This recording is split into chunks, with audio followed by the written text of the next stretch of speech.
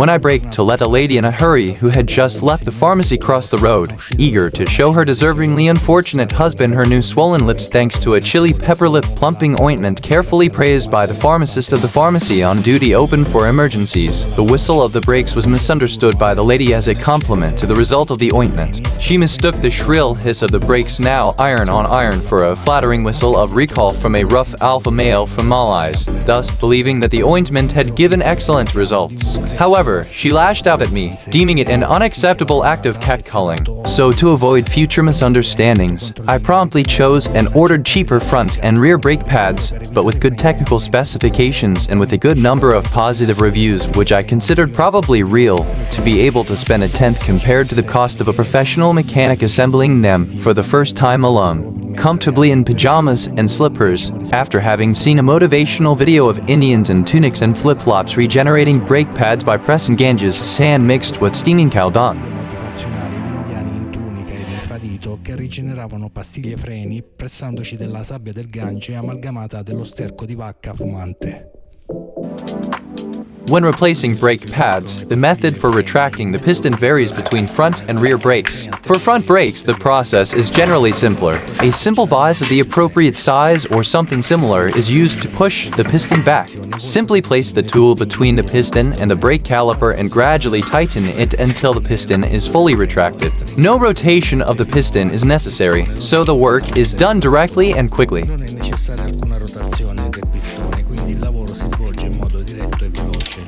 The situation changes with the rear brakes, especially those equipped with a parking brake integrated into the piston. In this case, to retract the piston, it is not enough to simply compress it. A specific tool is required that allows you to rotate and compress the piston simultaneously. Rotation is critical because the parking brake's internal mechanism requires the piston to be screwed back into its housing.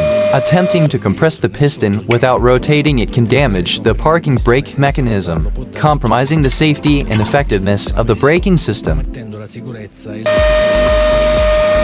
Another crucial aspect when replacing brake pads is to ensure that the retaining screws are properly locked and tightened. This ensures that the brake caliper is securely anchored to the bracket and that the brake pads work effectively and safely. Insufficient tightening can cause vibrations, noises, or, worse, a malfunction of the braking system.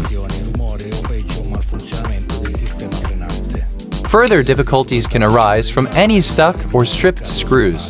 Handling these situations without causing harm requires attention and precision. Using the appropriate tools and applying the correct techniques is essential to removing stuck screws without damaging the threads or other brake system components. Furthermore, when replacing brake pads, it is important to carefully clean the brake calipers and lubricate the moving parts with a specific grease that resists high temperatures. Compatible greases include silicone-based greases, synthetic greases specific for braking systems, and copper grease, which is particularly useful for its resistance to high temperatures and for preventing seizure of braking components. It is also advisable to always replace the self-locking screws to ensure maximum safety and integrity of the braking system. The rear pads I purchased are AutoMentum brand, made in Spain. The kit includes, in addition to the pads, a set of self-locking screws and a sachet of grease. The front pads are Stellox brand, made in Germany, and include a wear sensor which I will remove as it is not intended for my car. The piston retraction tool is a basic generic model with a couple of adapters. Each brake pad kit currently costs around €15, while the piston pusher costs around €10 on Amazon Italy. After having removed the old pads, carefully cleaned and moved the piston of the rear brake caliper backwards with the appropriate piston pusher which, thanks to the 2 pins present in the adapter, can also rotate it easily at the same time, I grease and reinsert the mobile cylindrical pins, checking that all rubber parts are intact. The new pads fit perfectly, so I reposition the brake caliper and fix it with the new self-locking screws with a 13mm hexagonal head, trying to tighten them just right without overdoing it so as not to cause damage as I don't have a suitable torque wrench available. After having checked again and verified that there are no pieces left over, which sometimes seem to materialize out of nowhere, but perhaps the mischievous cat, because I bought him the sub-brand cables that he doesn't like, notes something about it. I reassemble the wheel by tightening the bolts around 120 Newton meters with a torque wrench by Lidl for a few euros.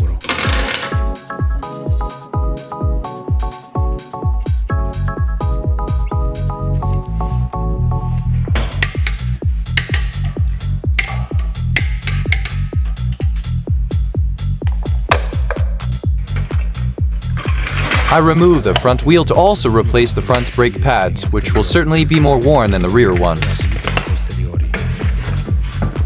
I spray WD-40 on the locker on the probably blocked screws, given that the previous mechanic, perhaps also with the naughty cat, did not put the required dust caps. I wait a few minutes and unscrew the caliper fixing and sliding bolts with a 7mm hexagonal wrench.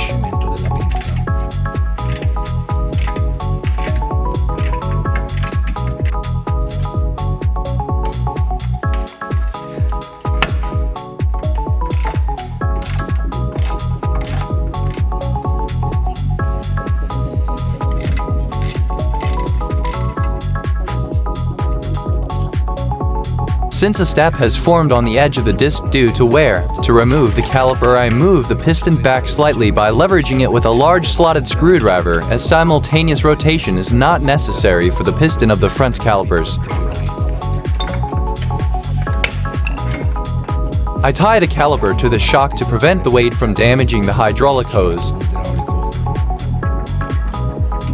I release the old pads by pulling them and leveraging with a screwdriver to loosen the elastic hooks. Indeed, the wear is comparable to furrows dug by pilgrims who crawl on their knees on the precious marble, carefully chosen by the Pope on duty to obtain the miracle of eternal brakes. I insert the flat adapter into the piston pusher and put it in the caliper, so that turning the infinite screw makes the piston move back. If the hydraulic system that controls the caliper is intact, it does not require any intervention since it is a closed circuit. The oil level in the reservoir will simply increase due to the piston moving back.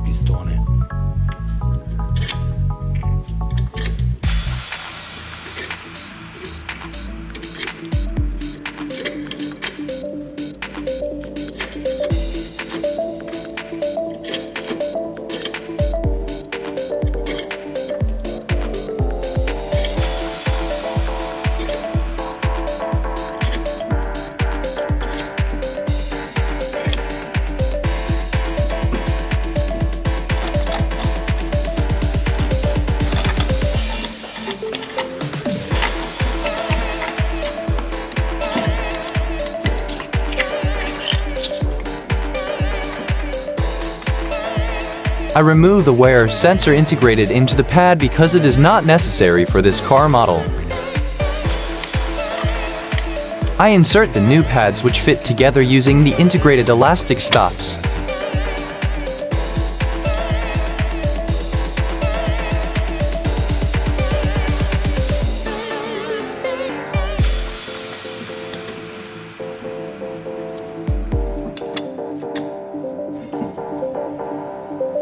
With a vacuum cleaner, an old toothbrush, and a wire brush for a drill, I remove the dust accumulated on the brakes, especially in the contact points of the pads. I grease the pad support points with the special grease left over from the sachet included in the rear brake kit, using a brush. For the fixing bolts, which also act as guide pins, I use a lithium grease for mechanical gears. These components are essential for the correct functioning of the braking system, allowing the calipers to move freely and keeping the brake pads aligned correctly with the rotors. Di muoversi liberamente e mantenere le pastiglie dei freni allineate correttamente con I dischi.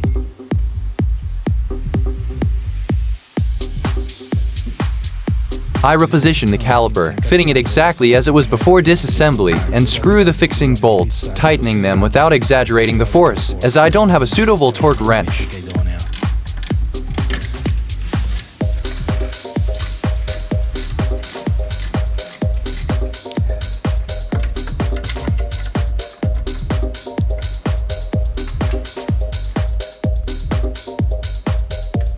I check everything again and reassemble the wheel, tightening the bolts to around 120 Newton meters as indicated by the parent company for this model. Before testing new brakes, it is advisable to start by driving slowly and applying light braking to verify correct operation. Avoid sudden braking at first and gradually warm up the brakes with several moderate brake applications to allow the pads to settle onto the discs. In the first kilometers, it is important to avoid prolonged or excessive braking to prevent the brakes from overheating. Pay attention to any strange noises or vibrations, and, if there are any anomalies, stop and check the braking system. Despite not having high expectations from these medium-low-range aftermarket brake pads from AutoMentum and Stellox, after a few hundred kilometers of running in along the hills overlooking the Sea of Lower Malais, I began to notice a clear general improvement, especially in modularity of braking, which favors more composed dynamic behavior. There is also an almost absence of vibrations even when the pedal is completely depressed in the event of sudden braking, improved braking power and less invasive intervention of the ABS and ASB systems. To check compatibility and current prices, you can consult the links in the description below.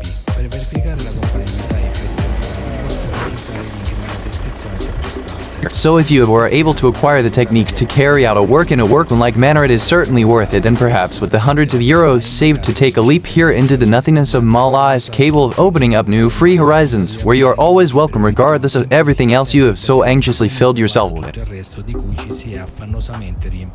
Instead, those who are already in Malais will have simply saved money to buy hundreds of eco-sustainable kebabs made from the meat of old sheep that died due to natural death under the care of Fernando the shepherd, after a life spent munching on tasty wild herbs while walking along the highlands of the Mala, thinking about how paradise could be better, and will have decreased, even if slightly, the probability of finding the moistened nostrils of a wild boar, which does not cross on a pedestrian crossing, stuck to the windshield due to the suction effect.